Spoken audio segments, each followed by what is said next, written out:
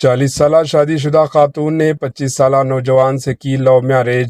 عام طور پر نوجوان لڑکے اور لڑکیوں کا پسند کی شادی کرنا ان دنوں عام سی بات ہو چکی ہے، لیکن ریاست آندھرا پردیش کے وشاکھاپٹنم میں پیش آئے ایک واقعے میں ایک 25 سالہ نوجوان نے 40 سالہ شادی شدہ خاتون سے لو میرج کی۔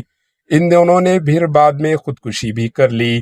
آندھرا پردیش کے وشاکھاپٹنم کے رہنے والی 40 سالہ پدما، جو ایک شادی شدہ خاتون تھی اور اسے 2 بچے بتائے گئے۔ خاتون کا بڑا بیٹا میڈیکل ریپریزنٹیو ہے اور اس کی بیٹی ڈگری کی اسٹوڈینٹ۔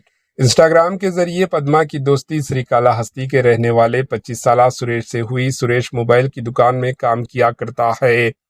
آن لائن دوستی جلد ہی محبت میں تبدیل ہو گئی۔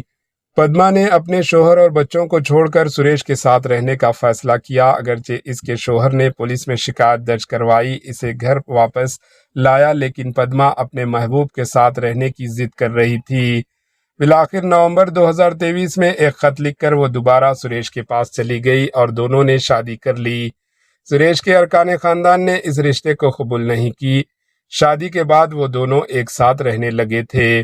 اسی دوران 22 مئی کو پدما نے گھر میں پنکھے سے لٹک کر خودکشی کر لی۔ سریش نے اس واقعے کی چھپانے کی کوشش کی اور اگلے دن اس نے بھی خود زہریلی دوا پی کر جان دینے کی کوشش کی۔